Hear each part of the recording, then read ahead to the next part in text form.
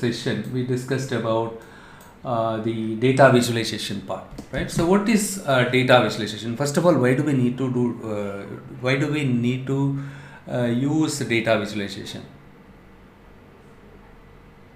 Data visualization, this is actually required to analyze the data.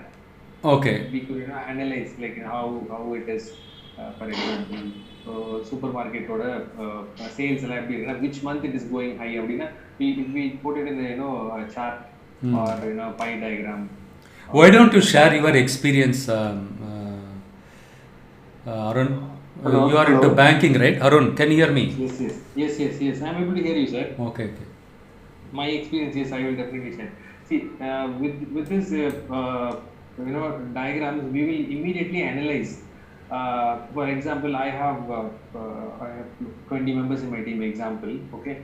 So with this diagram, I'll be able to understand who is performing well and who is not performing well, and what is the highest score in my team. For example, the productivity score. For example, who is the achieving the highest of the quality score. For example, if a person achieving 99 percentage is the highest, and I can even see whoever is the lowest, probably he will be under 40 or 50. So I will immediately see and analyze with these diagrams with the bar chart or pie diagrams. I'll be able to immediately analyze. And one more analysis that we do is that what is the important queries asked by the customers? What is the maximum number of query asked by these customers in this particular month? For example, now our current burning issues, mobile banking app and net banking issues. Suddenly, the customers are not able to do the transaction through net banking in our HDFC Bank. Suddenly, it gets dropped out.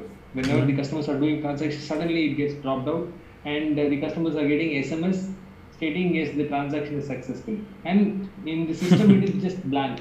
So the customers are getting panic, and they are writing back to us asking what is the reason. So these are all the issues. So we group what are all the issues, top 10 issues of the current month. So we analyze, and with this we immediately take it up with the technical team, stating why this is happening. For example, if it is net banking related, we take to that particular team. And there are certain other issues also, like the customers are not getting vouchers. For example, we will send promotionals to customers stating if you achieve 10,000, you will get 500 rupees, some voucher or something. So customers have spent 10,000 and they have not got the voucher. So they are again writing. So we will again take it up to product team, stating why this customer has not achieved, got received the voucher. So these are all the step by steps we will be able to analyze with the diagrams. Okay. Hello. See, yeah. Who is this? Who is that? This is Kishore. Yeah, Kishore. Yeah, sir, according to me, what I have learned in my college is like data visualization is nothing but representing the data in a different format. Like, is that correct? Yes. See, representing the raw data. So usually we get raw data. Okay. So what do you mean by raw data? So take this example. In this case, customer age, gender, own home, married, everything is there. But with this data, what kind of insight you can derive, right? And what kind of insight you can derive, and with that insight, how you can make a recommendation, or how you can target the customer. See, in this case, this case study is related to retail, customer targeting. Okay, retail customers, targeting the retail customers.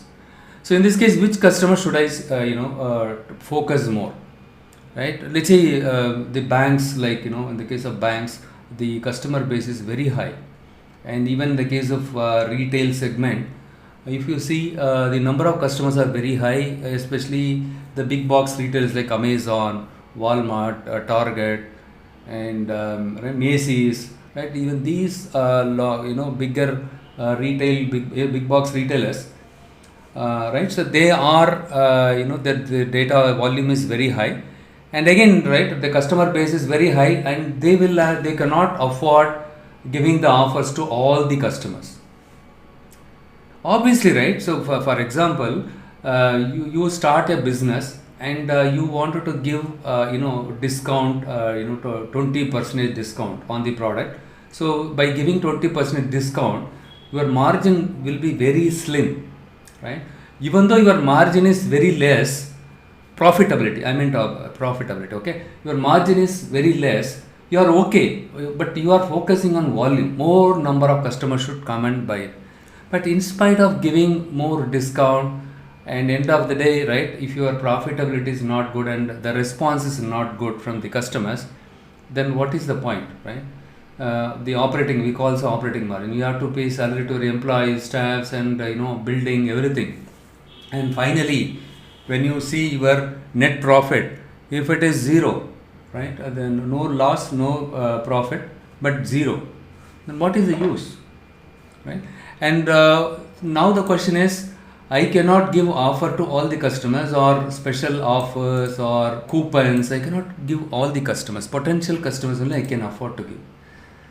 So with this data set, what we are doing is, this is the data set. Yes, this is the raw data, right? With this, by looking at this, can I say, hey, which customers can I give, send more catalogs, brochures, or catalogs or coupons? Which customer should I give? Blindly, I cannot give to everyone, right? So I cannot give it to everyone. So in that case, what we do is we take the data and we represent this raw data, or transforming this raw data into graphs, charts, images, right? And that explains the numbers, allowing us to gain insights, right? It changes the way we make sense of the information to create value out of it. So, and also the visualization helps us to discover new patterns and spot trend. New patterns, spot, like you said, right, Arun Kumar. So he found some patterns, like so some customers, though their transaction got failed, but the money got transferred or deducted from their account, right? So they are pretty much concerned about that. So why it is happening, or is that happening only for the specific customers, right? So, or is it due to something like they don't have balance in their account, like various other factors. So by visualizing the data, we will be able to gain a quick insight in the form of charts and visualization. We will be able to gain quick insight. See, the general question is, why data visualization is important? Why should I use charts, images, and Google map, right? Google map. So why should I view the Google map? If you want to go from one place to another place, unknown place, what you do is you are using a Google map. But instead of instead of showing the graph or the map, if that shows in the form of table or form of data, right, it is difficult to understand, right? So you need to have a map. That map helps you to reach your destination without much hassle, right? So the 90% of the information transmitted to our brain is visual. 90% of information or the data transmitted to the brain is visual. Visually, when you see something like this, right, chart, something, irrespective of the volume of the data, when you look at this chart, you can gain a quick insight in a jiffy. Maybe, let's say in this case, less number of records. Let us assume that I have 25 million records are there. When I just plot it, it gives me an insight instantly, right? It gives us an instant understanding of the data that is just not possible by observing the rows of data in a table, right? Simply observing. So assume that in Excel you have 1 million records. Simply if you scroll up, scroll down, what will happen?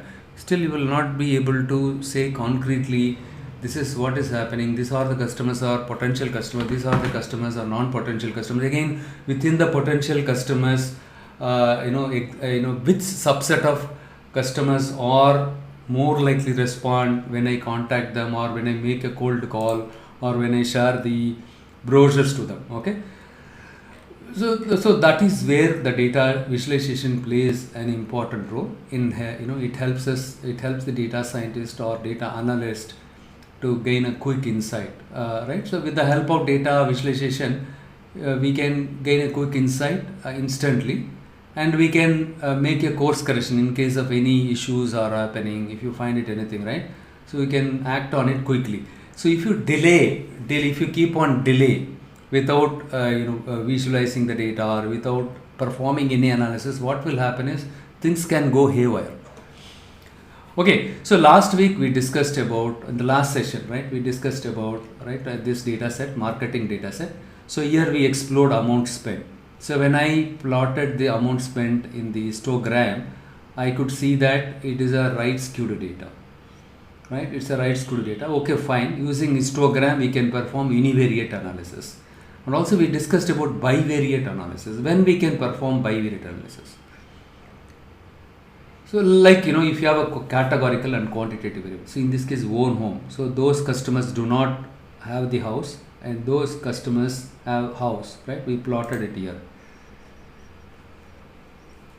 right? So we plotted it here, and then using box plot we can plot both the categorical as well as the quantitative variable. Amount spent, when you look at this, right, let's say you have 1 million customers.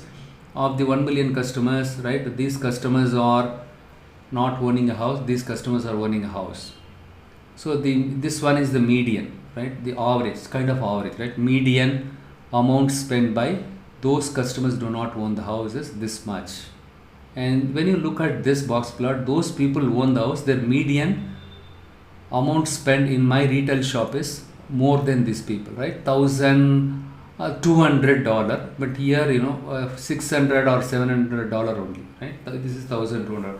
So with this we can get a quick insight, like those people who own the house, the customers, right? They are the one more likely to spend more.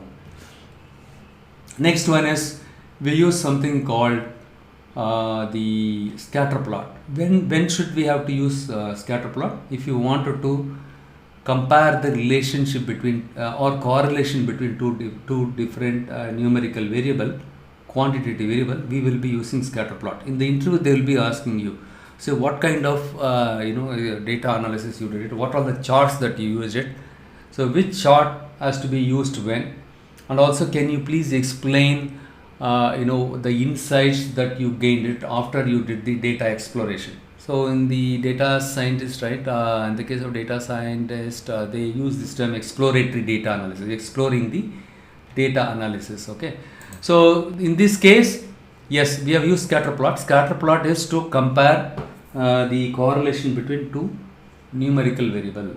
So in this case we can see in the x-axis I plotted salary, in the y-axis I plotted amount spent. As the salary, as the higher the salary, the spend is also more, right? Kishore, when you get more salary per month, let's say you get 1 lakh, 100,000 rupees. At your age, what you are going to do, right? You want to buy expensive thing, right? You are okay to spend more. But when you get 1,000 rupees or 2,000 rupees, obviously you cannot spend more because you don't have money, right? So with this data set, we can understand that salary, there is a correlation, positive correlation exists between salary and amount spent. Positive because it is going on in the upward trend, right? It is going like this. It is not going down. It is going up. So as the salary increases, amount spent also increases. With the scatter plot, we are able to understand the correlation between two quantitative variable. Okay, next one is I keep on continue my analytics journey by plotting a different variable in my chart. Look here, those people who own the house, right, their salary is high. Earlier we have seen it, those people who own the house, they are the ones spending more. And when you look at here, those people who own the house, their salary is high. Now you got the answer here, right? So already father had 2 lakhs, almost 1.5 2 lakhs. Purchase like this 2 lakhs తెచ్చుకోవచ్చు. Right, so listen here. I think somebody is talking, right? I muted them. Or is it related to doubt?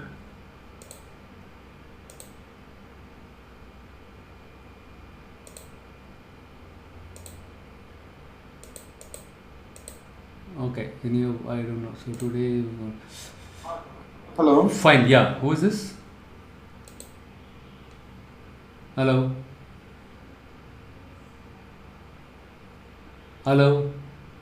Sir, nothing. This is Kishore, sir. Nothing. By mistake it got. Yeah, no problem. Yeah, okay. Please concentrate here, okay? Don't get distracted, okay? So that it will be good. So when you do the bivariate analysis, this is called bivariate analysis. Univariate analysis, we use histogram. Bivariate analysis, we use box plot, and also we can use scatter plot. But scatter plot is to find out the correlation between the quantitative variable. And so what I do is I continue with my analytics journey. So now I plotted own home and salary. Earlier year amount spent, I plotted it. With that visualization, I could see that, I could understand that those people own the house, their salaries, the amount spent in my website is very high, or in my retail shop is very high. So the reason is those people own the house, their salary is also high. That is the reason why they are spending more in my shop. So now you got a better understanding. So when next what we do is we subset within this chart, right, a own home and amount spent. We subset this based on the gender. Okay, we understood those people own the house, their salary is high, hence they are spending more. But within this group, right, those own the house, whether male or female spending more, we are narrowing down our analysis by including an additional dimension called gender. When you look at the gender, right, here within this segment, own the own home, those people own the house, they are spending more, but male spend is more than female spend. Right? Male spend is much more than the female spend. See, the female spend is the 100, let's say $1,000, and male spend is almost 1,600. Right? 50% more than the female spend. So now we got a better idea. So here we have a column called catalog. In this one, Kishore, are you listening here? Catalog, right? So what is catalog? Catalogs are nothing but the brochures. We send more number of brochures. To whom? We will have to send more number of brochures to those people who own the house, especially the male population. Blindly don't send the brochure to all the people. Let's say you have 1 million customer. If you send the brochure to 1 million customer, and per customer the courier charge, let us say hypothetically $1, how much you will have to spend? Kishore, let's say you are a marketing manager, and your customer base is in your company, you have 1 million customers are there, and your manager asked you to promote or make the customer to spend more. Only then your shop will or company will get more revenue, right? If the customer don't spend, what will happen? You will not get profit. So 1 million customers, if I send the catalog or brochure blindly, what will happen? Hello. Yeah, Kishore, can you hear me? I didn't get your question, sir. Can you please? That's what. Kindly, please focus here. Don't get distracted. Okay. Okay. See, if it is due to volume problem or some issues, I accept, right? And you tell your people surrounding you, right? I'm busy now. Okay, and you don't get distracted.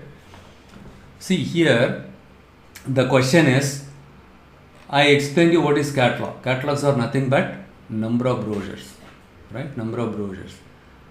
So now here, look at this data set. So in this data set, for this customer, I sent 12 brochures. This customer, I sent pamphlets or brochures, right? You think that 18, 12, and so the point here is to send. Let's say I'll just put it here. Notepad. We'll use a simple notepad. See, let's say you have 1 million customer. Watch very carefully here. Let's say to send a brochure to one customer, it costs $1. How much? $1. To send a brochure to 1 million customer, how much it will cost? Kishore. Obviously, $1 million. Yeah, $1 million. Good, you are concentrating here, right? So $1 million you'll have to spend. But is it really logical or practical to send the brochure to all the customers? No, right? So what you can do is instead of spending this much, either you can spend money on TV ad, television advertisement, right? Let's say maybe the television ad, it is not $1 million, probably 50K or $100,000 at the maximum, right? $100,000, so that all the public will see, or Google AdWord they will see, right? Nowadays everybody they watch YouTube, right? So YouTube they watch it, and YouTube ad you can spend it there, $100,000. But how many of them are actually going to spend? So let's say listen very carefully. I'll ask questions. You are a marketing manager in your company. Your manager gave you just $2,000 rupees for marketing expenses, but he is asking you to increase the revenue by 35%.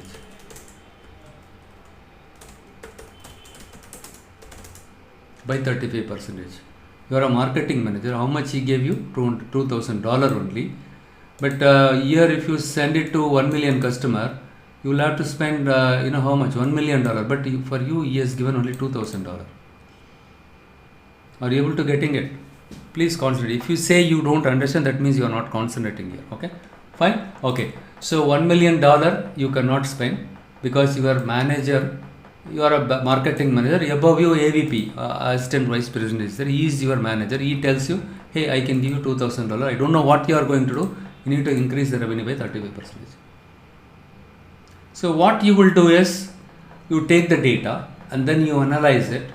Right? Obviously, you don't have $1 million. You want to be very smart. Blindly, sending the brochure to 1 million customer. It may it will lead to spending $1 million. Right? Instead of that, when you explore this one, you are able to understand. Oh, okay. I don't have to send the brochure to this kind of people, low income group people. Right? Those do not own house, especially the females, their spend is very less, and those do not home, the males, their spend is better than female. But overall, when you look at it, I have only $2,000 budget with me, so probably I can target these people. It makes sense, isn't it? Because here these people spending is far better than these rest of the people. Right? So let's say in this segment, right? In this segment, you have 1,500 customers are there. If you spend $1 per customer, how much you will have to spend the? 1,500. Exactly, $1,500 only you have to spend. That's all right. But you are saving $500 there. Yes. But what is the assurance this 1,500 customers? My male customers, those own the house. What are the possibility that these 1,500 male customers can spend money or respond to your catalog? Let's say you are sending the catalog to these people only, right? There could be chances, right? Maybe even if, let's say, hypothetically 30% of the customers after seeing your offer related thing, right? Coupon and all the things, they see it, and 30% of these people they responded. 30% is how much? 450 people they are responding it. Let's let's take for example in the case of car dealer. Let's say you are a car dealer, right? So you are a car dealer. You deal with different brands of car,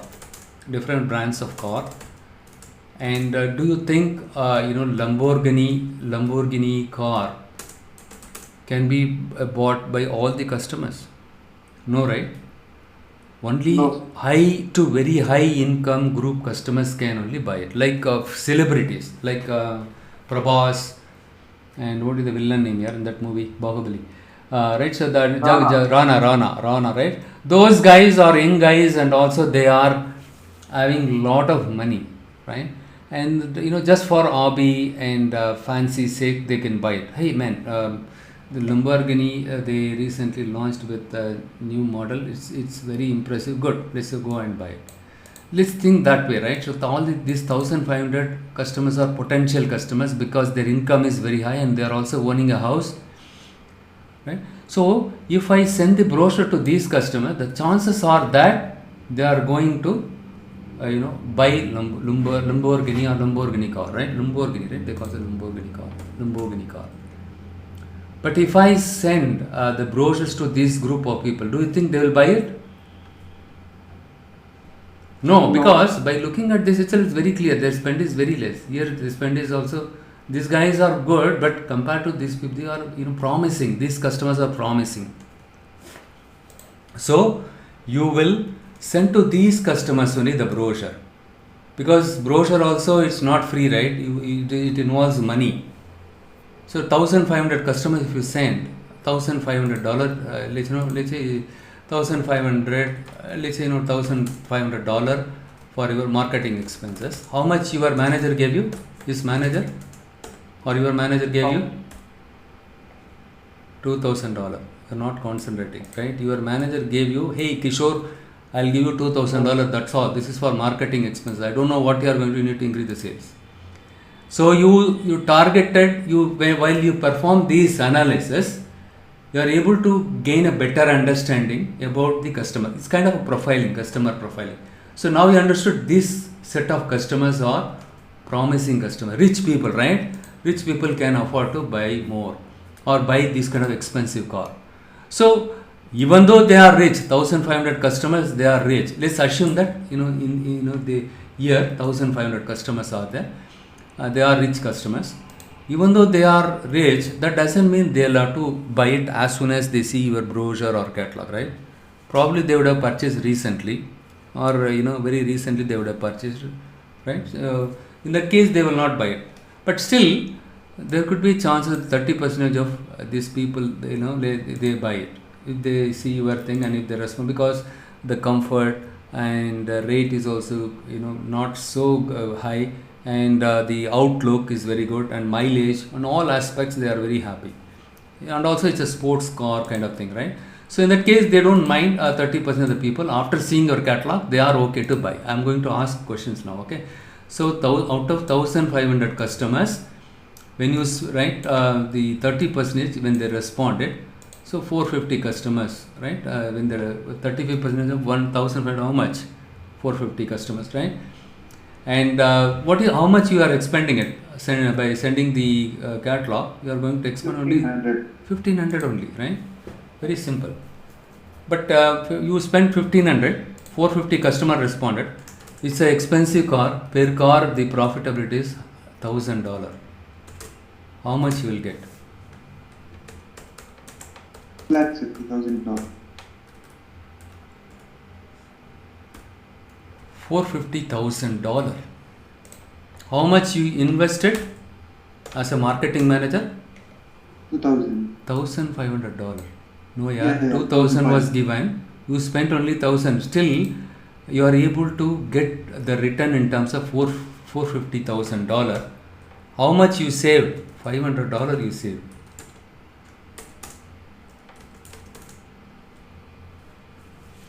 So here you optimized your expenses and maximized the profitability. How it was possible? By exploring the data, right? Data exploration. Blindly, if you send the brochure, blindly, let's say 1,500 customer, blindly, hey, 1,500, randomly you send it, man. Unfortunately, all the 1,500 customers, somebody like this, none of them will respond. What will happen? All the money, whatever you spend, 1,000 was waste. It becomes waste, right? So what you do is you wanted to be smart, so you are exploring it. While exploring it, you are able to get better insight. But again, what you are doing is you are continue narrowing down your analysis further by checking the married people. Okay, gender is fine, but whether within the married group, right? Who is spending more? So married people, by looking at this quickly, you can say married people are spending more. Okay, of the married people, right? Whether male or female is spending more. That is what. Okay, that you can do it. Okay, that I did not do it here, right? So you can do further analysis, right? Married people and those who own the house, and And again, whether female or male, who is spending more. Look here, yeah, here we can see, right, the married people are spending more. Again, you can include gender also, but gender we have already included, right? Male are spending more. By combining these two things, right, married male are spending more, right? So those who own the house, and again married people also blindly don't send it, right? So within the married, who is spending more? Males are spending more. So in that case, but again I proceed with further analysis by exploring this column also, children. See, the hue is an option that is available as part of Seaborn package, box plot function, right? That is available, right? With hue, you can subset your two-dimensional data further. Look here. So when I do subsetting, okay, those do not own the house, those own the house. Within this, right? Those, again, I subset this data with children's. Some people, they do not have children. Some people, they have 1 kid, 2 kid, 3 kid. By looking at this, I'm getting a different insight now. Hey man, so now married people, those who own the house and those do not have kids, their spend is more.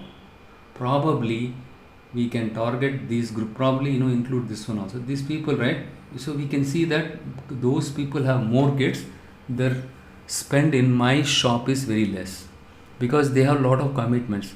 3 kids, each kid they have to pay tuition fees and quarterly fees and uniform, books, right? A lot of expenses are there. 3 kids, they have to buy 3 different laptop.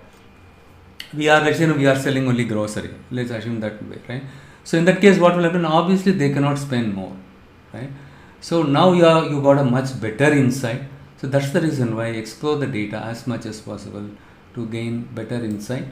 That whatever the insight you gain it, based on which the recommendation you make it to your management will have a serious impact. Only the data scientist role, okay, has a serious impact. They are the one, right, influencing the top and bottom line. What is top line and bottom line? Top line is your revenue, bottom line is your net profit. If you if you don't explore correctly and if you make a wrong recommendation, what will happen? Money, you will be losing the money. Your competitors, they are very smart guy. They will snatch your customers. End of the day, customers will go and spend in their website because they are very smart. They are the one identifying the potential customer and they keep targeting the potential customers only. They are able to get the business. But we are not doing it. We are not exploring it. Hope you understood how important the data visualization is, right? So next one is we have something called strip plot. See, own home, the same variable here also, the salary we already explored it using box plot.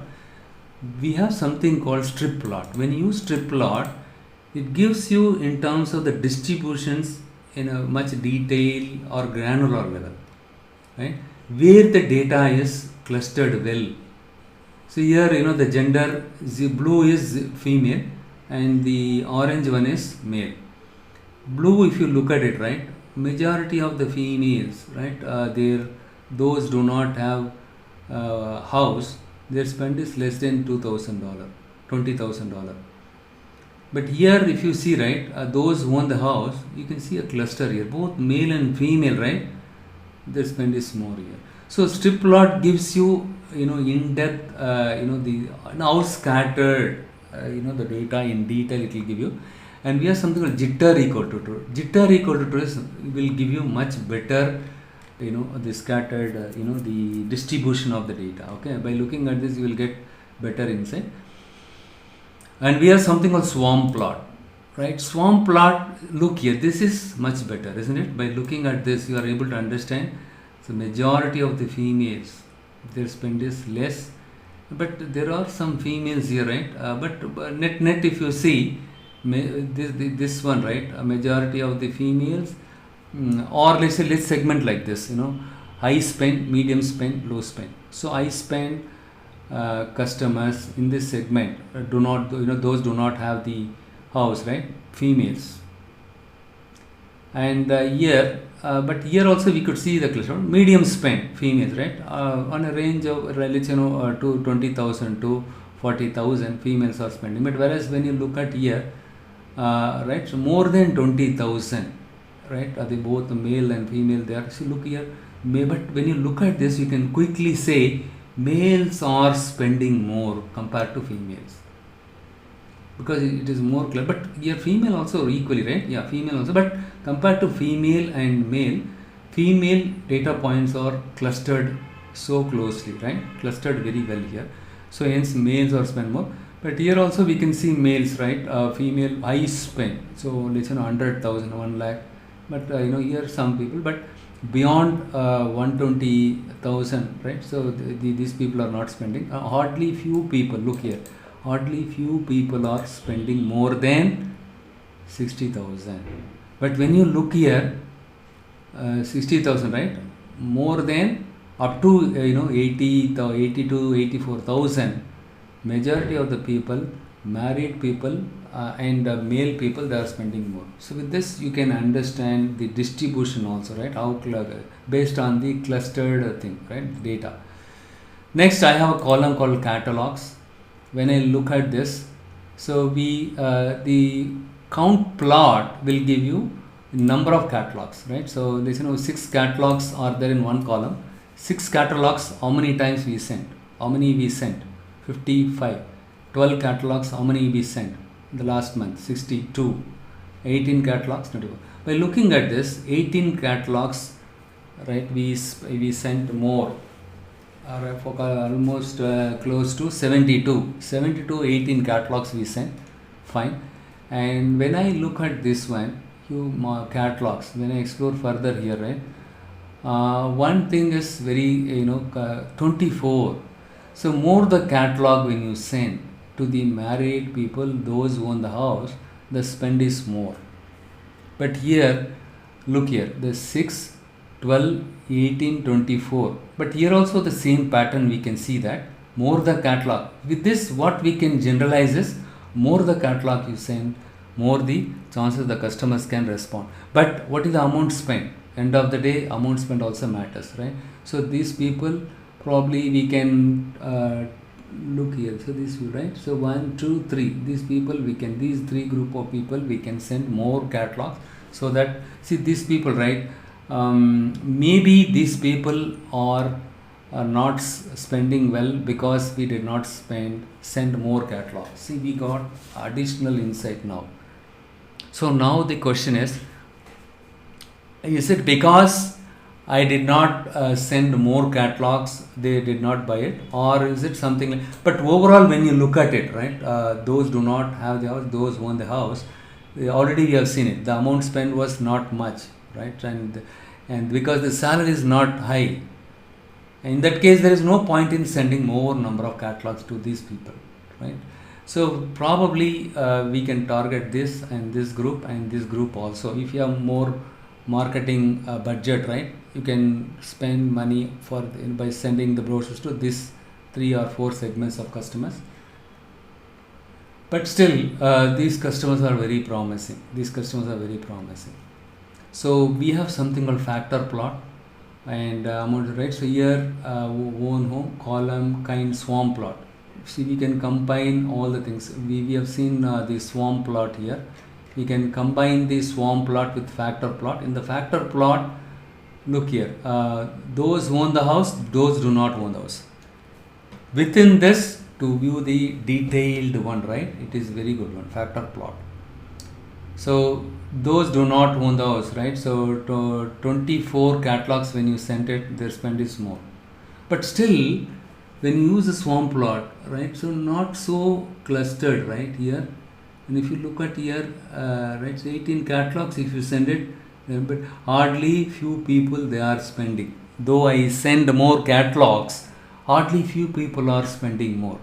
But here, 18 catalogs if I send, this many number of customers. So better I can probably, send only 18 catalogs for this group. No matter you send more catalog, right? The spend is not that good. So, but when you look here, it is clustered very well here, right? So more the catalog you send, again 18 and 24, right? So probably by looking at this, okay, let us send more catalogs. See, in the real time scenario, you are not going to send only just 24 catalogs, right? You will be sending 2,500, 3,000 printing expenses, design expenses, and then mailing expenses and all are there, right? So in that case, you should be very smart. Blindly you cannot send the brochure or catalogs or offers related catalogs to the customers blindly. You have to spend less, get more. Spend less on your marketing and get more money. So here you are getting, so when you keep using different columns, right, different column like catalogs and own home, amount spent, right? So when I used catalogs here along with amount spent, especially factor plot, it gave me much better idea now. So you need to generalize by visualizing each and everything, right, at the end of it. So the next one is I used something called distribution plot, amount spent. So look here, in the case of Seaborn, SNS stands for Seaborn. Okay, this Seaborn package is has a function called dist plot. In this I have something called amount spent. The data is there. When I plot it, so it gives me this one, right? So what is this one? This is but see, along with the histogram, it gives me the KDE, kernel density estimation. This is called kernel density. By default, you have an option called KDE. KDE is equivalent to true, by true, that is the one. Okay, so what you do is to see the syntax, just after the parenthesis you click it, and shift and tab, if you press it, it will give you the help. Okay, I did not execute it, right? It will not show. It will give you the help. Okay, you can find it, the KD equal to by true. Kernel density estimation. What it says is, it will plot the bell curve directly here.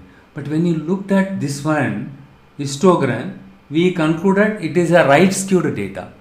But when you used the bell curve, right, it is approximately normally distributed. It is not exactly normally distributed, but approximately normally distributed. It is not right skewed.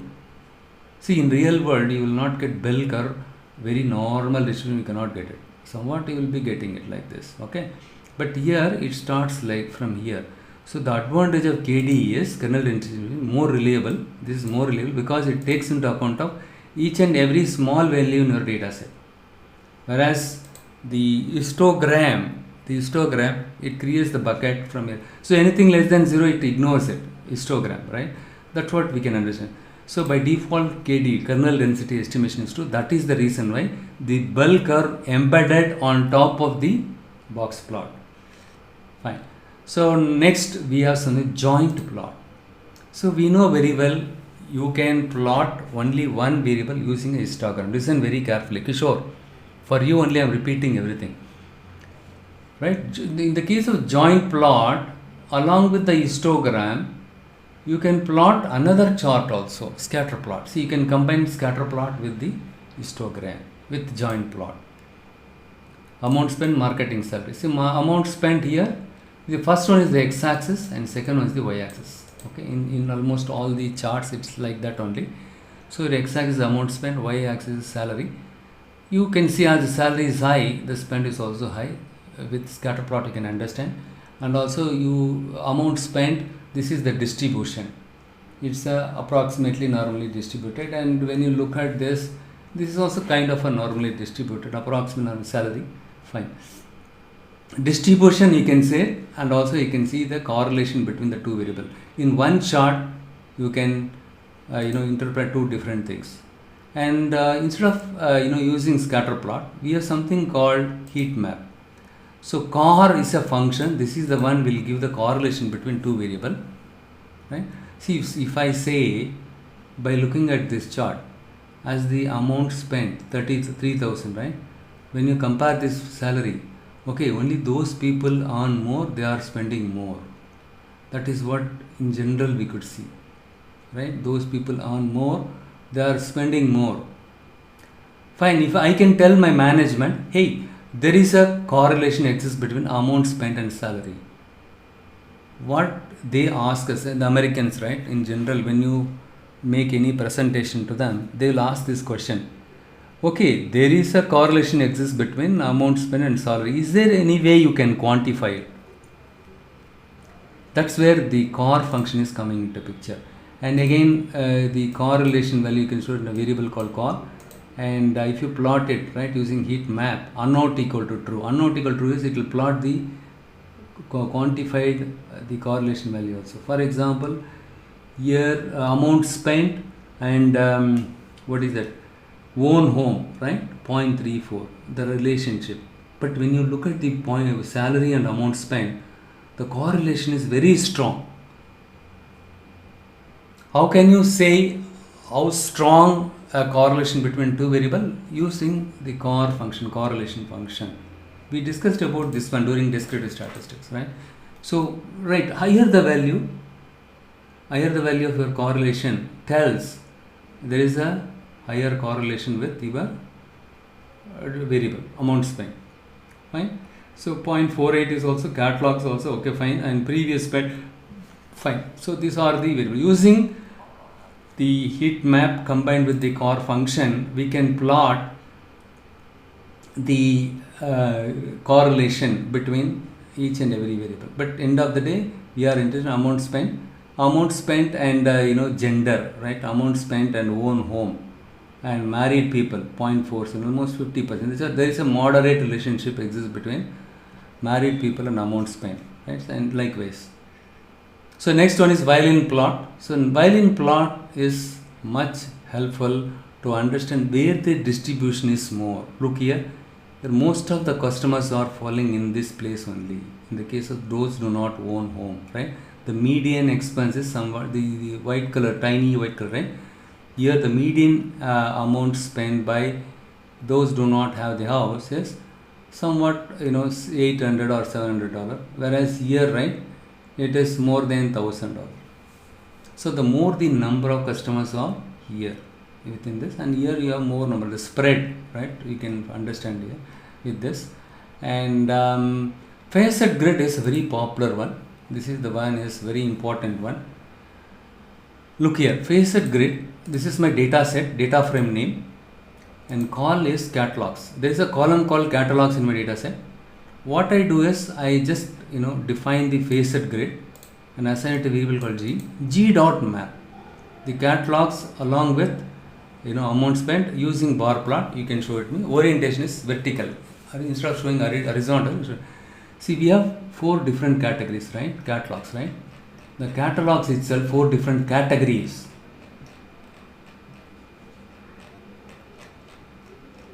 See, if you look at this data set, where is the, see, catalogs 12, 18, 6, right? So only these many number of catalogs we sent it. So we have one more thing, 24, right? So 24. So within this 6 catalogs, right, amount spent is this much, and 12 catalogs is right, so close to 1,000 or median, and 18, and amount spent and catalogs 24. Yeah, it is somewhat to 2,000, right? So it is touching 2,000. See, this one is expanding, right? So when you send more catalogs, the amount spent is also more. When you send less, the amount spent is less. But here, though I send 12, still it is not that good. But more the catalog I send, these one. But here, what is happening here? Here, my y-axis value, and this is my x-axis. So, sorry, this is my x-axis, this is my y-axis. So it is subsetting the data, of the catalogs column. Within the catalogs, how many number of categories are there? Category 1, category 2, 3, 4. Because this is 6, 12, 18, 24. 4 different categories are there. So, divide this data set into 4 different categories, because in this column I have 4 different categories. For each category, how much amount spent, that you display it in vertical chart. If you give H, it will, horizontal bar plot will be plotted. So these are the things that you are supposed to use it in real time scenario, but there are many other charts are available. You can use even Google Map also in Python. Probably I will show you later, but these are the most frequently used visualization related charts: violin plot, bar plot, heat map. We don't rely only one type of chart. We use different type of chart to get a better understanding. Okay, fine. So next what we will do is, it's already 9 o'clock. What we'll do is, next we will jump into something called which topic we will take a look at. I covered arrays and this one, right? Okay, so tell me, what is arrays and matrix I covered. What is broadcasting in Python?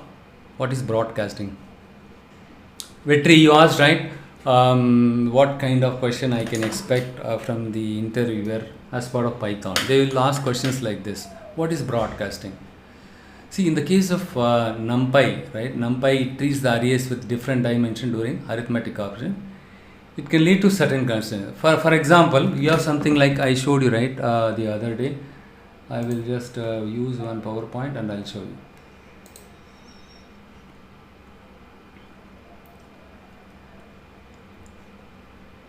Just to recall, this already I covered, but anyhow, broadcast in the interest of interview kind of thing, right? So we will include more quizzes, more questions also, so that you should be able to clear the interview without much hassles. Okay. So is this the kind of list into triple into list? Is that the kind of broadcasting? Is there something else? Is it typecasting, right? It's not typecasting. It is the broadcasting is little bit different. One second, I'll show you. Let's you have an array called something like so let's 2, 3, 4. You have an array called B is equal to this one, and A is equivalent to something called, or matrix, something like that. Okay, so let's 2, let's 1, 5, 7, 6, 2, 3, 1, 5, 6. If you want to perform A plus B, is it possible to perform between these two? Will that get added? This is rows. First unit is specific rows. How many rows are there? 3 rows. 3 rows and 3 columns are there. So 3 cross 3, and this is, how many rows are there? 3 rows. And how many columns? Only 1 column, right? So 3 rows, 1 column. You have only 3 rows, 1 column. If you have to, is it possible for you to perform arithmetic operation between these two? Will it work? Yes, it is possible. What Python does is, it will check, okay, this is 3 cross 3 and this is 3 cross 1, since you have performed plus, right? So what happens is, it will try to replicate this one to match with this dimension. Here 3 cross 3, 3 rows, but here 3 rows are there, but number of columns are 3 here, but we don't have 3, hence it will broadcast the same value 2 more times in order to match with this matrix size. You understood, right? These are called your broadcasted values. These are called your broadcasting. Got it? Fine. So this is kind of broadcasting. And supposing you have something like instead of B like this, right? You have something B is equivalent to 2, 3, 4, 5. So in this case, is it possible to do A plus B? It is not possible, right? You have 4 cross 1, but here 3 cross 3. If you have both the matrix, the row are matching, right? Then you can, behind the scene it replicates the same value. Broadcasting does the broadcasting, but here both the A and B matrices dimensions are completely different. Right, it is not exactly same, it is completely different. So it will throw an error. It cannot perform the arithmetic operation, it cannot do the broadcasting. It doesn't make any sense. Instead of rows, right, you have something like let's 2 columns like 2, 3, 4. Let's this is another scenario. You have a matrix B, something like this. So how many rows, how many columns are there? Only 1 row, 3 columns are there. at least any one of the thing is matching, right? So hence what it does is it will put 3 2 3 4 2 3 4. It will replicate the rows 3 times in order to match with this matrix dimension. So this way also possible and this way also, but the dimension should be same, right? So it should not be completely different. This is called broadcasting. Remember, in the interview they can ask you questions like this. You should be able to Either in the row wise or column wise. yeah, either in the row wise or column wise, it should match. Okay, if both of them are not matching, row and column also not matching, then you cannot. Then Python will not do the broadcasting. It will throw an error. Okay, next what I am going to do is I am going to start with join. We already covered, and next what we are going to do is reshape of data in pandas. See, Hey, regarding did the sales, so I got to know one of my friend, he was attending the interview in the data analysis. They asked like one particular region the sales was not good. So how you can increase the sales? Like so what are the things you will cover? So in case the sales is not performing, what you will do? So this kind of question. Image, right? You are talking about image. No, sir. The MI company attended an interview, Oh. data analysis role. So that interviewer asked like in the one particular region, the sales was not good. Okay. So how you can improve the sales? Okay. So this was the question he got. So I want to know so how we can answer this kind of question. Yeah, that's what you should have some domain knowledge. Okay, domain knowledge.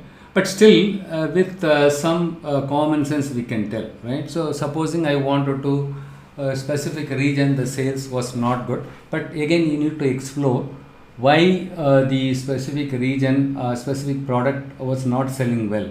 Is it something like the customer preferences? You need to understand the customer preferences also, because the customer preferences also influenced by the region, right? Take for example in the case of India, in South India we take rice, right? But North Indian they take only rotis. But if you sell more rice there, what will happen? You cannot. And similarly, when you look at I was working in Mumbai for some time, the IT park, almost 1.5 years. But thing is, right, when I go to office, I could see most of the females, they were wearing Western wear. It was quite odd for me. Okay, Western wear, they come with the Western wear, but in Chennai and still Bangalore also, right? If you see, right, they are wearing chudidar and some they come with weekend, right? Friday they come with the casual dress like jeans and t-shirts, something like that. But not many of them are wearing the Western wear, except the business development people, right, in Bangalore. Okay, but Mumbai, most of them. But what I'm trying to different area of the people, purchase preference is different there, because the culture, everything comes into picture. And the question is, how can I improve there? There are certain things we can improve, certain things we cannot improve.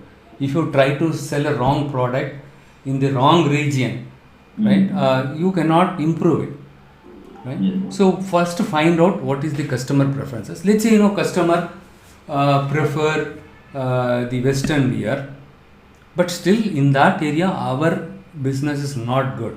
The only option is promote it, build the brand. Yes. Also, we need to consider the sales, how the sales representative is performing, their performance also, right? Everything, all factors to be considered. Yeah. So why? Okay. Yeah. The other thing is like are we not are we not good at branding our product? Are we not good at positioning our product? Right. Some people, though they do not have bigger shop, but still they are smart in terms of spreading their brand. They give advertisement like anything, right? They will spread like anything, right? That is also matters a lot. And let's say, that's what, let's say, take for example Mumbai, let's say most of the women, they buy Western wear and, so modern outfit they buy, okay, and let's say between 20 to 35, they prefer only the modern outfit. Again, age-wise, we need to segment it. In this age group, what kind of purchase behavior of the females in Mumbai? Most of them, they wear Western, they follow Western culture when it comes to the thing, right? The outfit. So in that case, if you sell more, but still, okay, we know very well we are selling only that one, but still, compared to our competitor, our sale is not that good. What can we do? Obviously, you need to launch more campaigns, right? Launch more, create the awareness.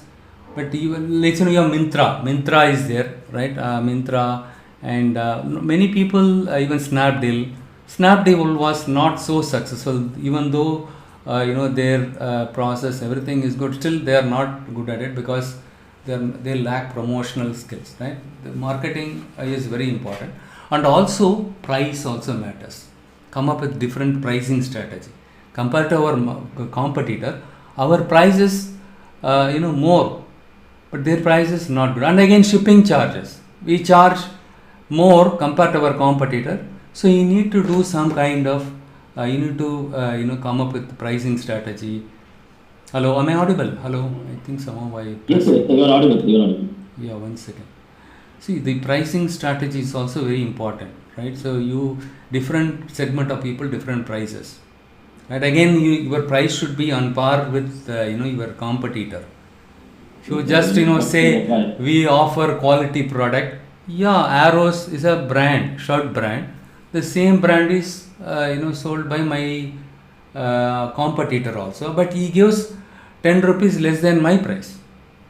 His margin is less, but still but maybe that guy is purchasing it in bulk,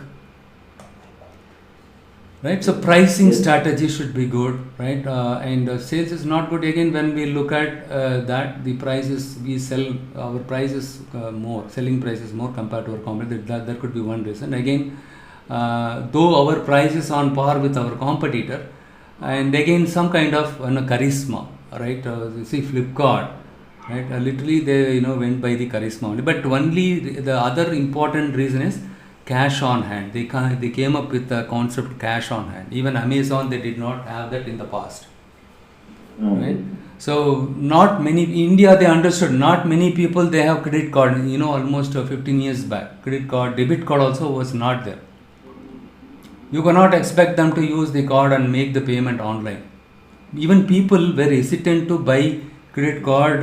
Even there are some people, right? Some guys, I speak to them, I don't have credit card, Satya. Hey, why, man? Still at my home, because of that strategy, a different strategy, innovative strategy, you need to come up, like cash on hand, because of which they became very popular, Flipkart. It's not only the name or charisma, because of the feature they introduced, right? They became popular. Everyone started, emulating the same thing. We will also give cash on hand, everything. It involves some risk, but still, right? They order it, but finally they say, I don't have cash, you come tomorrow. Right? If you have belief on me, you leave the item now and you come and collect it tomorrow. No, sir, we will come and deliver it tomorrow, but shipping charge is more there, right? So what to do? Initially, you have to bear the brand. It involves some kind of onboarding cost, because you cannot say customer, right? Hey, since you did not have the cash now, I am going to cancel the order. You cannot say in the initial stage. Now they have grown up, they can say anything. And also the price. Look at the Flipkart price, especially the big billion days. If you look at the price, right? They buy it everything in bulk. They use different strategies, right? And again, they don't buy it also. Their sellers, right? Through their sellers, they're selling it. They make money like anything. Different strategies, and again, to attract, understanding the customer pulse, right? Our people, obviously, if you say 1 rupee, you will get one data card. Definitely, they say, okay, man. What is this? The data na store pen drive, right? Pen drive. 1 rupee, one pen drive, and those order it. For the first 500 orders, will give the pen drive at the cost of 1 rupee. What they do, suddenly everyone will go and rush. That's what the marketing strategy should be good, and you should be knowing the customer pulse very well, and pricing strategy should be very good, and that is the challenge with the e-commerce companies. Okay, the prices are keep changing, not only during the festival, right? Every now and then they keep changing it. There will be slight difference. You will not be noticing the big difference. Okay, that is where, right, we are spending day and night, weekend also we are breaking our head by scraping competitors' data and others' data, doing market study, and again operating margin. If I sell it at this cost, how much am I going to get the return? Let's say you sell more product, and but the margin is not that high. But if you see the expenses, right, the expenses and all the things, when you see no profit, no loss, then why you need to do business? But Flipkart, they do it because branding. They are okay to lose money also. They want to go to any extent to impress the customer and bring more customers. So that's where their onboarding cost is very high. Flipkart and all.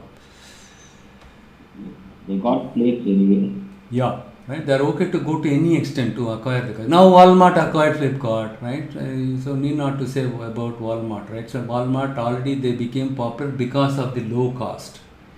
In USA they became very popular because low cost. How they can give low cost? They are like Flipkart, right? They are okay to sell even if they don't have margin, right?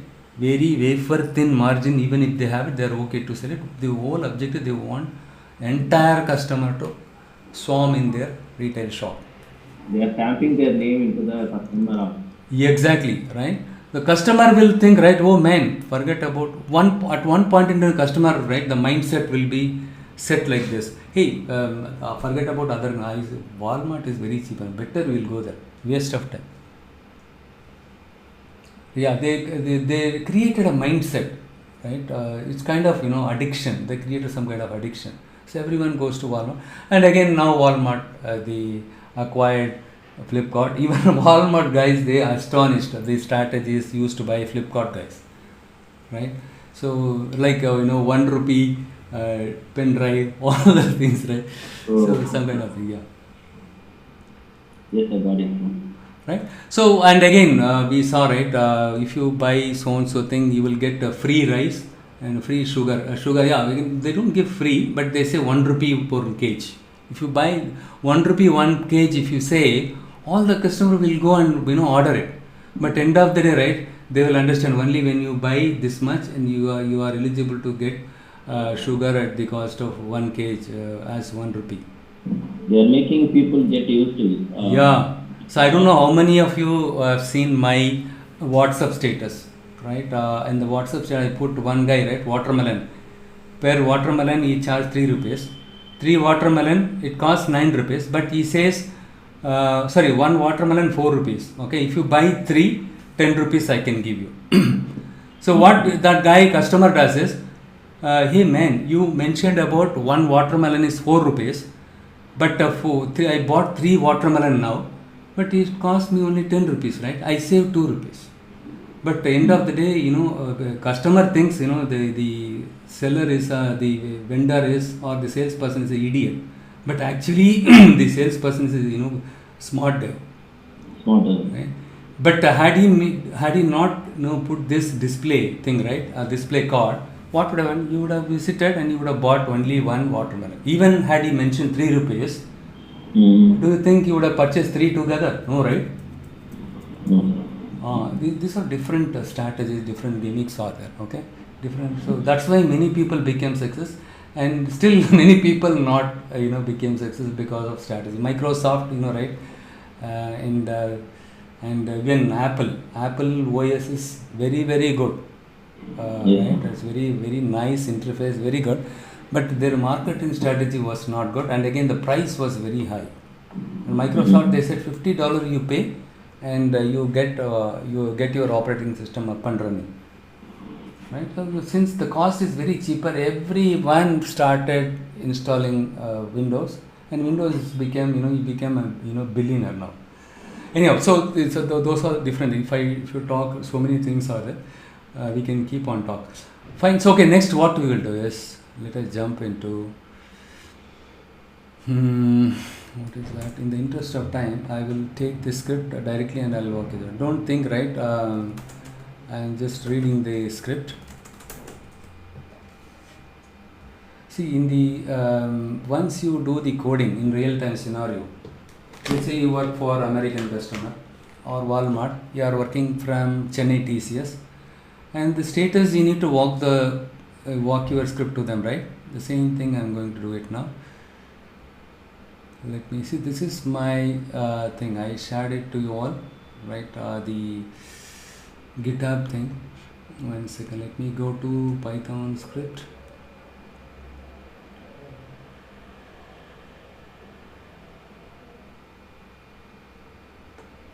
Yeah, MySQL is also there. I will cover that one also. And 1 second. Where did I keep the Python scripts on the right? Not this one. Sorry, 1 second. Let me do one thing.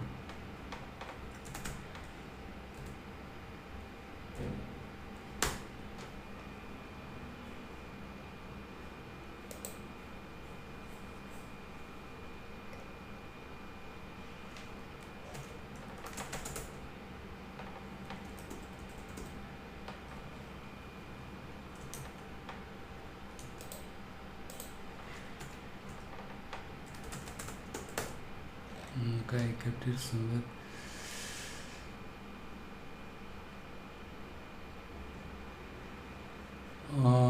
Okay, so I think I forwarded to you all, right, in the chat window today. Arun Kumar.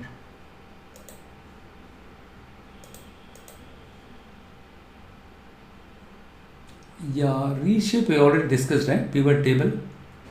Yeah, in the last session I discussed about the pivot table also.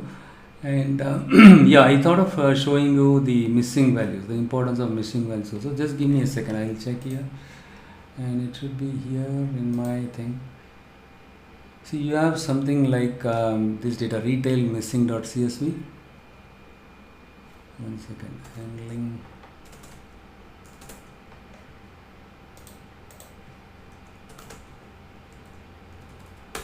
It will be there in the main folder instead of here.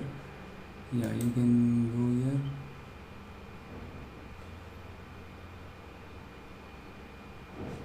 ML training, and here also the same thing is there, right? Retail marketing, pandas, arrays, matrices. 1 second. Yeah, data imputation. I think I must be having here. Yeah, it is there already. I don't remember the script name, file name. So now this is a new concept to all. Okay, so we know what is missing values in a given data set. Whatever the data we get it from the customer. Let's say you joined with TCS, and TCS they assigned you to a Walmart project. So you will be working for Walmart customer.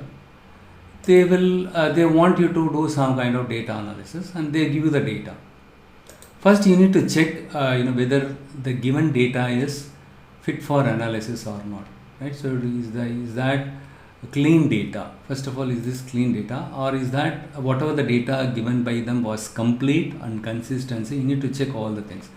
For example, this is the data set given to me, retail dm.csv. Okay, forget about the syntax. Okay, I just query this one. I see these are the columns: product name, category, store manager, quantity, price, percentage sold.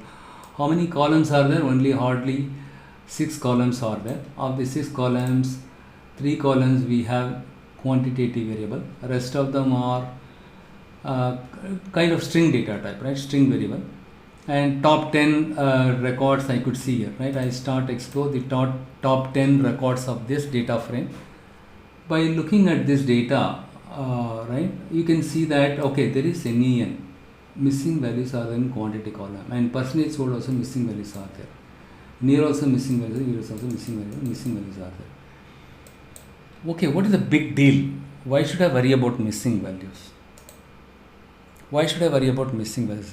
Let it be there. Why should I worry about it? What is the impact of missing values? For example, you are into insurance, you are an insurance company, right? You are working for an insurance company, right? So let's say, few customers, they filed for the claim. They met with an auto insurance, okay? They met with an accident. You are tasked to find out what are the claims filed by 100 customers. Let's say 100 customers, they filed for the claim, okay? They mentioned that my car met with an accident, so and so place. So this is the damage, this is the insurance I paid, this is the amount I incurred to replace the door. All right. So the insurance claim, they can make it based on the sum assured. It's you insured your car for sum assured is 15 lakhs, and obviously your premium will also be more. More the premium you pay, obviously you will be eligible for claiming more amount, right? More amount, not more than 15 lakhs, okay? In case any fire happened, right? Or in case of accident, your vehicle caught fire and entire vehicle got crashed, right?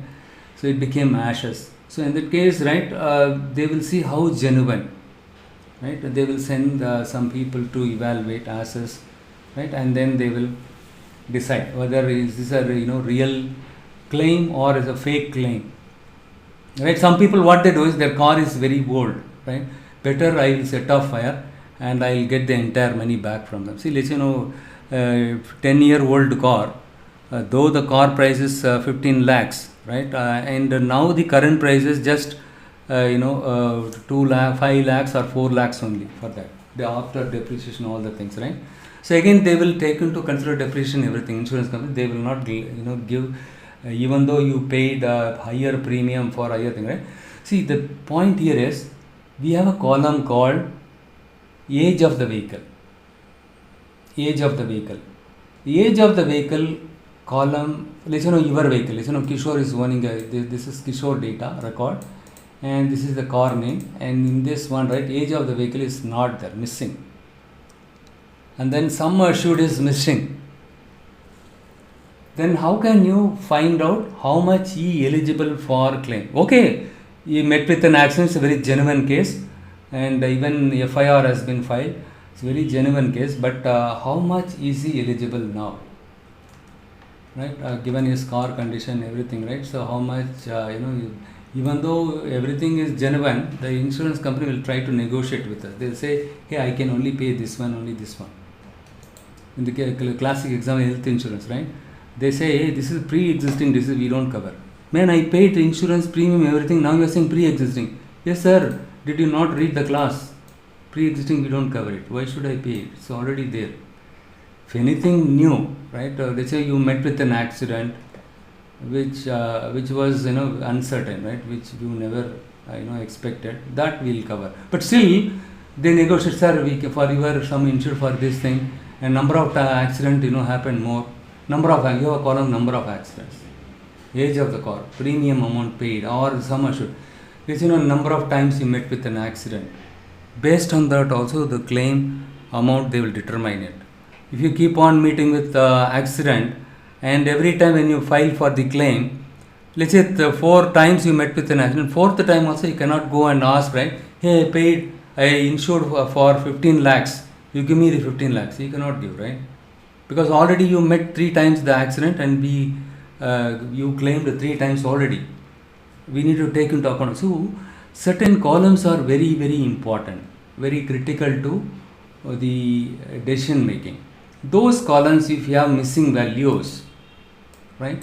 So then how will you determine how much the customer is eligible for claim? Customer is good, he is promptly making the premium amount for the last 10 years, he has been paying it. He's a very good customer, but I don't have the data in the column, right? Number of times met with an accident in the past, somehow missed. Do you think that data is useful? It is not helpful. There are cases, let's take for example, I don't have, listen, I have quantity price, and I have another column called invoice amount. If I don't have the quantity, can I find out This one NAN is there, right? Is it possible for me to find out the quantity if I have the invoice amount here? Yes. Invoice amount divided by price. Simple. Let's not get into complicated thing. Discount or not, don't say. Invoice amount divided by price, you will get the quantity, right? At least two columns if you have data, you can derive the other column also. But if you have a blank value in both invoice amount and quantity, how can you find out? The one way of doing is, okay, the same category in the same product, did we sell it in the recent past? Take that record, whether do we have the data for this? Yes, same product, it is already we sold it. So the price is this one and the quantity. Oh, with this we can understand the price, but the quantity what we can do is, okay, let's your invoice amount price is there, or let's you don't have price, you have quantity and invoice amount, quantity and invoice amount, but you don't have the price. How can you find out, Kishore? You have the invoice amount, you have the quantity. How will you find out the price? Obviously from page. Invoice amount divided by quantity. We will get the price. Right? Let's not get into too complex business logic. Fine. Okay. But you don't have the price. But the problem is, yes, I can divide the invoice amount by quantity to get the price, but the price is not same all the time. The last 3 months we changed the price 3 times, right? So in that case, how can you find out, right? In that case, you have a master table, you need to do a lookup there, or you need to check within this month what is the price for this product, because in this month we did not make any changes to this product. Do a lookup in this data set itself and find out, are there any transaction wherein we sold the same product, so that if that product has a price in it, then we can take it and update it here. So what is data imputation? Now you understood how important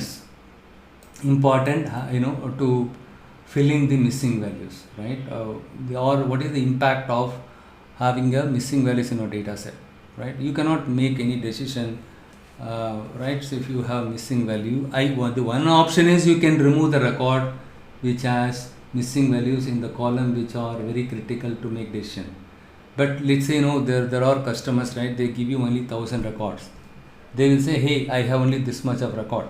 Okay, I don't know what you are going to do analysis. It is your day. So in that case, what you do is, right, when you look at this data, 50% of the records given by them was having 50% of the records were having missing values in it. If you remove the 500 records out of 1,000, right, you are left with only 500 records. Your sample data size is very less here. With a lesser sample size, if you perform analysis, whatever the decision you make it, right, it will be biased. Lesser the sample size, the chances are high that you make a biased decision, right? So on the one hand, you cannot remove the data, and on the other hand, you cannot get the new data also or other data set also. So what you can do is you can perform data imputation based on, like I said, right, if I don't have the price, at least I have quantity and invoice amount. So invoice amount divided by quantity, I can get the price, right? So you can replace the missing value with the price, logically like that. But if you look at the internet, right, when you go through different articles, they'll say if you have missing values in the price column or any column, quantitative variable, you take the average, the entire values in this data set and fill that the average value by so you need to replace the average value of the price in this place. Yeah. So in that case, it does not make any sense. If you take average, let's say the price comes close to $50, 50 rupees. But let's say hairpin, a customer purchased one strip of hairpin, it costs only 10 rupees or 5 rupees. But if you average it in the entire price column, right, the average of the price column will not be applicable for all the products. So in that case, what you need to do is, okay, so you need to perform conditional mean. So first of all, what is data imputation? Replace the missing value with some meaningful values. replace the missing value with some meaningful values. That is called data imputation. It's simply like, fill the blank values. Blindly we don't do that. We take average, but again average does not make sense. Probably what you do is, in this case, look at, as I told you, right, last 3 months data you are taking it. So what is the price of the same product in the past we sold it? Take that data, and prior to that how much price, you take the average of it and replace it, that this missing value of the price with that average of those the same product in the past, how much we sold it. Take the average and replace it. Understood, right? So that is called conditional mean. Fine. So okay, so in this case what I did, I just explored the data, top 10 records. I could see that there are some missing values are there. I cannot ask my customer to give different data because it has missing values in it. Even if I ask, he says, no, you have to live with the data, don't ask me. Fine. Next, what you are doing is, you cannot simply remove the record, whichever record has a missing value. If you remove it, your sample size get reduced like hell. With that you cannot do any analysis, right? What you are doing is, you are checking, this is my data frame name, retail.isNull function, to check the missing values in your data set. Again, column wise, how many missing values? This product name, three product names are missing, 9 category names are missing, blank values are there. Likewise, column wise, how many missing values are there? And then data type, to check the data type, fine. And the next one is, okay, I wanted to look here. In this case, price, take for example price, right? In 8 different records, I could see a missing value in the price. Look here, where is the price column? Price column, right? Here I have one missing value. Here I just displayed top 10, but if you look at the entire record, right, you will find NAN here and somewhere else also. Likewise, how many NANs are there? 8. What is NAN? Missing values. 8 records has a missing values in the price column. Now I need to perform imputation. What is imputation? Replace the missing value with some meaningful value, right? Fine. Next step, what I'm doing is, I need to do the data imputation for the missing values of the price. So now, okay, price is fine. Price has 8 missing values are there, and which products we don't have the price. So next, what you are using this one, right? The query, category, product name, price. So it gives you better understanding. Okay, for this product, the price is missing. Unfortunately, category name is also not there. Fine. So next one is, okay, category name is there and product name is there, but price is not there. But here, nothing is there. So these kind of records, you can remove it. Simply you will have to remove it, right? So okay, so next one is, this is a paper category. In this, for this product, we don't have price, and for it. Now you use your common sense. Look at this one. Tell me, how can you find out the price?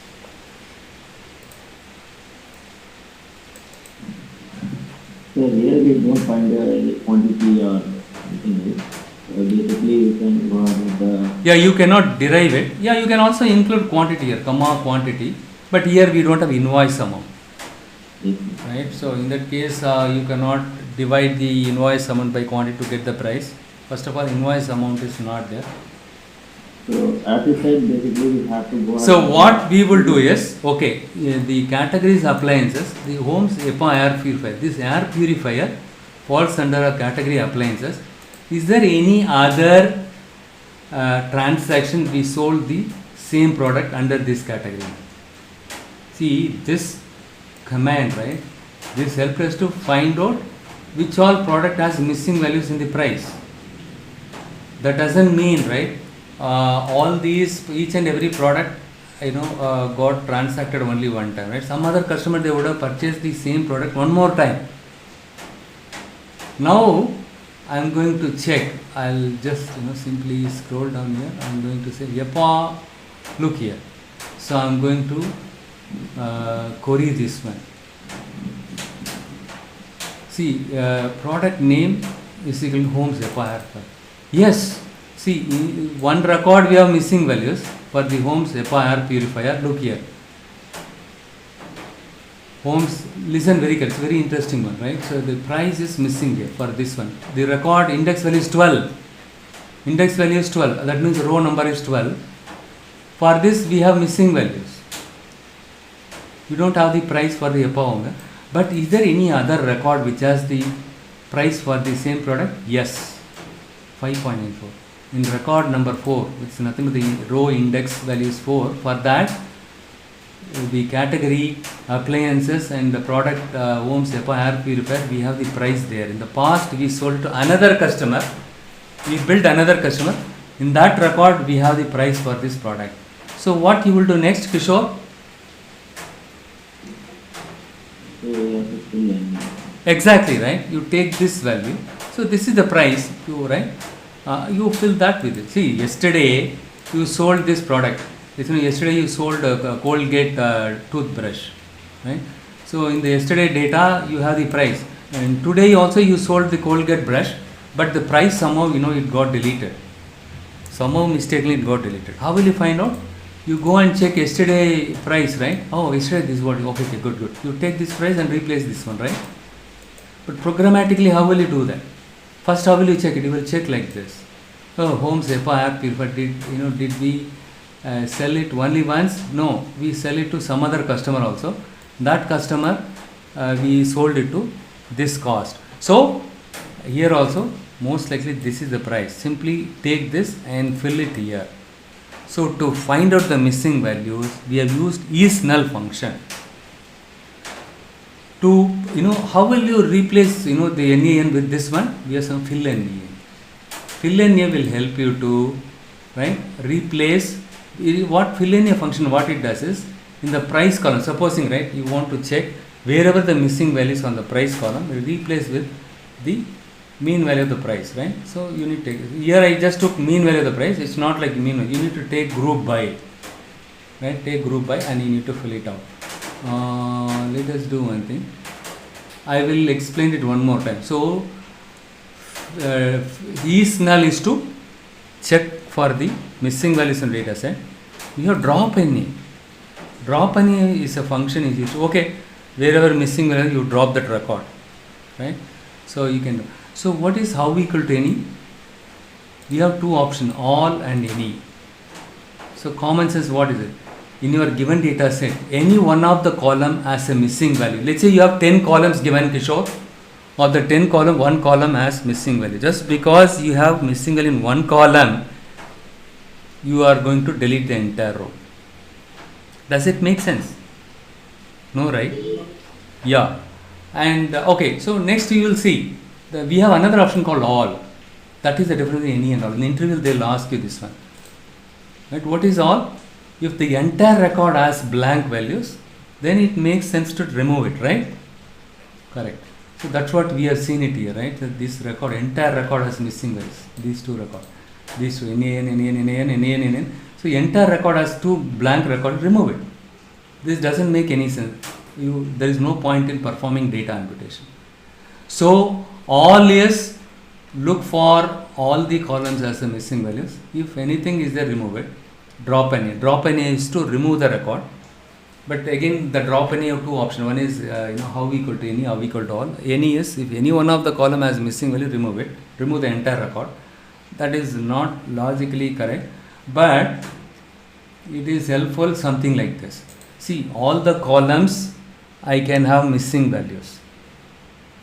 Let's say I have customer email ID, customer name. Also, it can have missing values.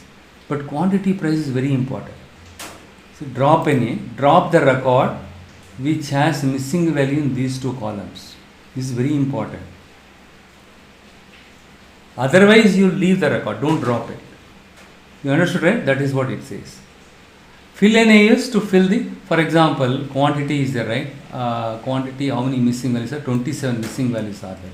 So what I do is retail dot quantity, the column name, data frame name dot column name dot fill NA. Take the mean value of all the quantity and then fill wherever the missing values are, there.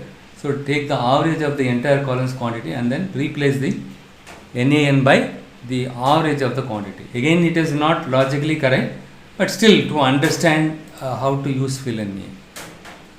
So is null is to check for the presence, drop any is to remove the records. Okay, I don't want to drop the records. Yes, I need to drop the records in some cases, right? And the entire records are blank, right? You remove it. Drop any is to remove the records. Fill any is what? Fill the missing values. Perform data imputation using fill any. Okay, everything is fine. And the next thing is, for example, I have store manager. In the store manager is a categorical variable. Right? Let's we have 10 retail stores are there in Chennai. Right? And the majority of these stores are managed by one guy, and some stores manage one guy, some stores manage by one guy. What I do is I can use mode. For categorical variable, you can use mode. In the interview, they will ask you this one. Let's say I have a categorical variable.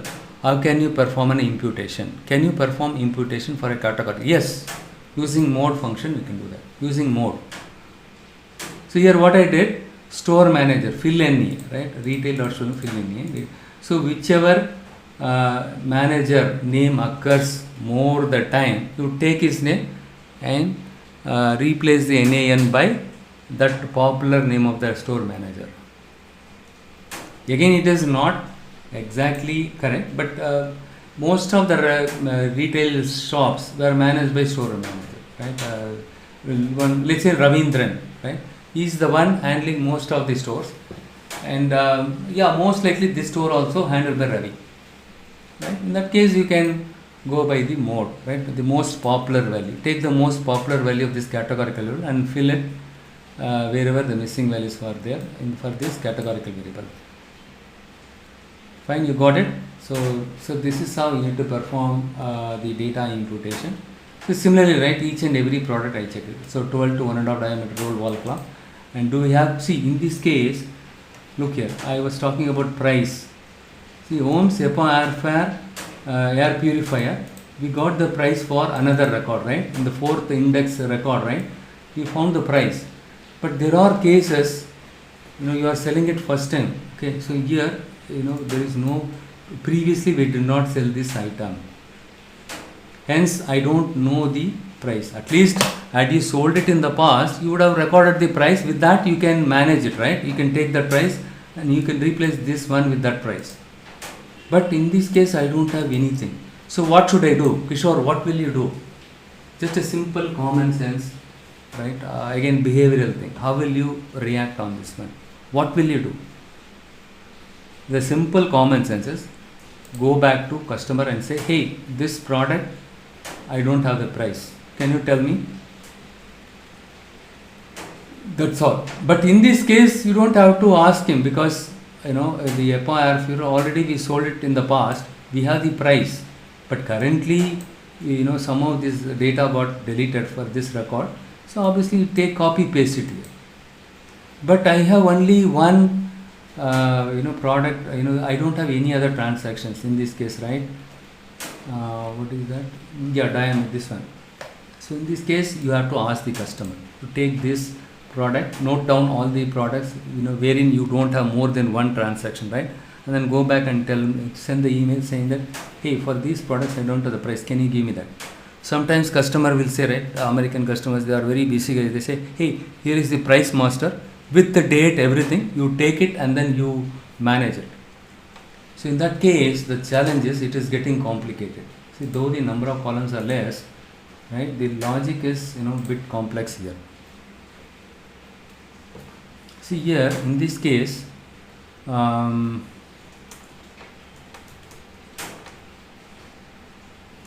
let's say the customer gives you a price list. He gives another Excel sheet. That Excel sheet, category is there, and product name is there. The effective start date.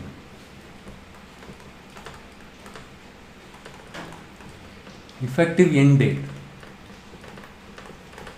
Right? And then price. It's in category. Simple example is you have fruit category, and product name is apple. Let's Simla apple, right? Shimla apple. It's a Shimla apple. Shimla apple also price changes from time to time, isn't it? Let's 1st January 2021 to 30 March 2021. The price is, let's 1 kg is, let's 200 rupees. And same product, fruit, same category, same Shimla apple, right? Effective start date is, let's April 1st April 2021 to let's 31st May 2021. The price is 210 rupees. The price increased. The same category, same product, but the prices are different for different time, but they mentioned they have another column here. In that case, what you need to do is, customer just gave you this file, this is the file they gave it to you. Hey, go and pick up from this. If you have missing value for oddly 4 or 5, then manually you can open it, check it, and then you can go and replace it. Let's say you have 1500 records, you have missing values. Do you think you can go, or let's 10,500 records you are missing? Do you think you can go each and every product and check which? So okay, let's this is April to May, right? This price. Is 1st May we sold apple, but in the transaction data, right, that one I showed you here, right, in my this thing, right? So here this Shimla apple, you don't have the price here, but again you need to check which date or month we sold this apple, and you need to go and check the corresponding. So we sold the apple on 1st May. So 1st May 2021 falls in which date here? So 1st April to 31. You cannot take this price because this is expired price, because you sold this apple on 1st May.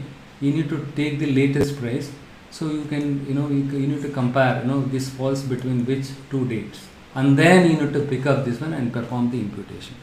So slightly your data imputation, the complexity increases.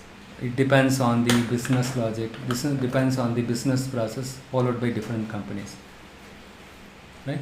So okay, so now you understood what is data imputation. I will share the script also, and then data visualization also I will share the script, and tomorrow we will continue with what are the other things I left over. So we will see if any other leftover things are there, right? We will try to cover it tomorrow in Python. And if I cover it in a matter of 30 or 40 minutes, then we will jump into R programming. Okay, we will start R programming. Kishore, don't miss it. Tomorrow we will start the R programming language from the ground up. Okay. Okay, sir. Yeah. Sir, and I have one query here. Like, Yeah, go ahead. so like we just move to the not filled data, missing data. Once we go to the missing data. Yeah. This is the missing data. Yes. Like here, like not this one, sir. The category is missed as well as the price is missed, right? That data. Oh, okay, that one, right? Yeah, this one. Yeah. Yeah, this one. Here the category is missed as well as the price is also missed. In this scenario, how we can predict? Same thing. Like how we Same thing. How you found the price here for this one? You just checked. Did we build any other customer for this product under this category in the past? Yes. Okay. So what you do is go and take this product. Yeah, go and check where did we build this product to any other customer in the past? Yes. So in that record, do you have category? Yes. If you don't have the category, we have only one record like this, right? The 1.5 inch or 1.5, right? 12.5. So you have only one record. You don't know in the past also you did not sell the same product in the past. So hence you don't have the past data wherein you can compare this product belongs to which category. In that case, you will have to ask the customer, or if the customer gives you the price list, right? You can go and do a lookup there. Okay. But in that case, you don't have to do a lookup based on the date and all, right? So simply go and check this product belongs to which category. That's all. Okay. Either the See, look here. but we Look can here. also So in that case, past data. listen. Fill in, right? So for example, product name is Home Epaffair, fill any. For this, what is the category, right? What category? In the past, we sold it in the specific category, appliances. Take that, the right hand side thing will take the category. Okay, for example, one second. Here, so retail dot, you need to put category here, category product name. So on the right side, for this product, sorry, this is the condition. For this, one second, sorry, for this product, here only category, okay, category. Inside this, you are checking condition. So Homes Epaffair, what is the corresponding category? So here, what you need to do is in the fill NA, right? In the fill NA, you will have to use this query, right hand side thing, okay. Instead of product name, you need to use this one, the category name. The best thing is dynamically, see here, first of all, you are not supposed to hard code it. Is there any way dynamically I can, take the price for all the products, and especially those products I have missing values? Is there any way one line command which can help me to find out the prices for the products which I don't have the price in my given data set? You can use group by, okay, and then you can do it. See, for this I have used something called apply lambda fill any x mean average price. I take the average price, retail group by. So you just go through by this, okay, and then start executing each and every line, and break your head, try to understand it. See, that's what, once you done with the data imputation, right? For example, here I have the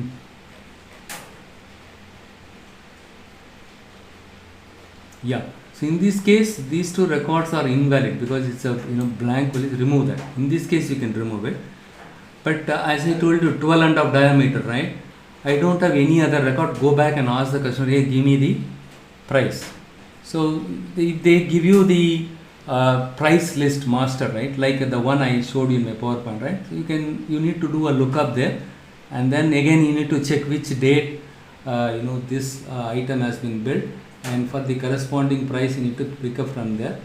And supposing you don't have the price in this data set itself for this product, obviously you need to do a lookup on the price master. The price master also, it is not there. There is nothing called Xerox is there in the price master. What will you do? In that case only you need to disturb the customer. If you disturb the customer, then they will say, okay, it is very reasonable. So you have to go back and tell, hey, even the price master, I don't have the price for the Xerox, and also in the existing data set also in the past we did not do billing for this one. It is a newly launched product. So here you are not depending on the customer. See, American customers, you're not supposed to disturb them every now and then. If it is really valid, then if you disturb them, they will accept it and they will respond it. So let's take this example, right? Price list master also, it is not there. In the past also we did not build the same product. Then how will I know the price? The other way is do googling, right? But again, company to one company to another company, the price varies. Best thing, in that case, if you ask him, he will say, oh, okay, product price is not there, here, then okay, I'll check and tell. Good.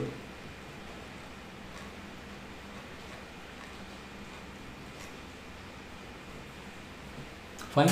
So fine. What I will do is, okay, even I'm getting, now I started getting, messages from my office. Weekend also I'm supporting them, okay. So what I will do is, I will, you have any questions, we will discuss it tomorrow at the beginning of the session. Meanwhile, I will share the script and the video also. Start, take a look at it and go through it. Start practice it then and there. Don't postpone. Okay. We will see. We have video. We have the script. We have the data set. Everything is there. We'll do it later. Don't postpone it. Yes. Tomorrow, which time class? Yeah, tomorrow we will have it in the evening, right? 6:30 to 8:30. Good that you asked me, right? Yeah. 6:30 to 8:30 we will have it. It is confirmed. And yeah, next weekend onwards, will most likely we can have it between 6:30. But only thing is Saturday is the problem. Okay. Anyhow, we'll see to that. Okay. But we will try to have it between 6:30 to 8:30 henceforth. Okay. The worst case, at least Saturday alone in the by between 8 to 10, and Sunday we will have it in the evening time, 6:30 to 8:30. All right. Fine. So most likely, I think, right, will give you overview on what I will recap on whatever I covered so far in Python tomorrow, and we will continue with R. And what I will do is, after completion of the R, we will have a test in Python and R. Okay. So meanwhile, so nowadays in the internet, lot of interview questions are there. Go here, go to Google, and type Python interview questions. Python data science interview questions. Don't see, Python is a ocean. You can do game development. You can write a program for a robot. We are not going to write a program for robot or games, right? So data science interview questions, even tutorials also there, interview question and answers, right? You go and explore it. What is negative indexing? Look here, right? So reference or call by value. So likewise, right, the questions will be bit different. Okay, you will have some test, right? In the test I will give you that, and after completion of the R. Okay, so once you are done with R programming, you will jump into data science. Okay, data science, the machine learning model building, everything. Okay, that is very important. But this also, try to be familiar with the commands, everything. See, towards data science also very good blog.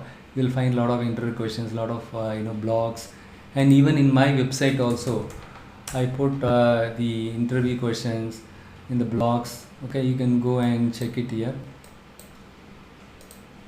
This is also a very good thing, right? All the different thing, list and tuple. What is the difference between a list and, it's a common thing. How is a string interpolation performed? So you just see, we discussed about interpolation, right? You just see what is the difference between is and double equal sign. We just tested it last weekend. I used double equal sign and is also, right? But end of the day, I did not put the parenthesis for both the condition while filtering the data in the pandas. And Kishore, you don't worry, we will discuss it later. Okay, we will have a plan for covering the topics, right, where you were absent. Okay, so you can go to my website. Sorry, here in the blog you will find where is the Python? Yeah, Python is there here. If you click here, you have some assignments. I told you pandas last week, because of the heavy work, I completely forgot it. Even though Vetri reminded me, I could not send it. But this week I will send you, okay, and start work on the assignment also. Okay, see, this is where you will find all the help, right? Python variables, what is a global variable, what is local variable, all the things you can find it here, and the scope of the variable, what is object identity, everything is there here. Okay, camel case, when to use camel case, all the thing, everything is there here.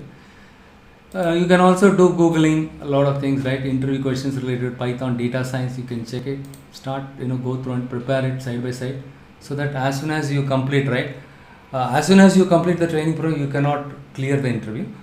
Take 2 or 3 weeks time, but if you prepare it side by side, right, and after completion of the training program, you may need hardly 2 weeks time, 14 days time to review whatever I covered, or maximum 3 weeks time, and then 4th weeks we can start floating your profile, and 5th week you should get placed.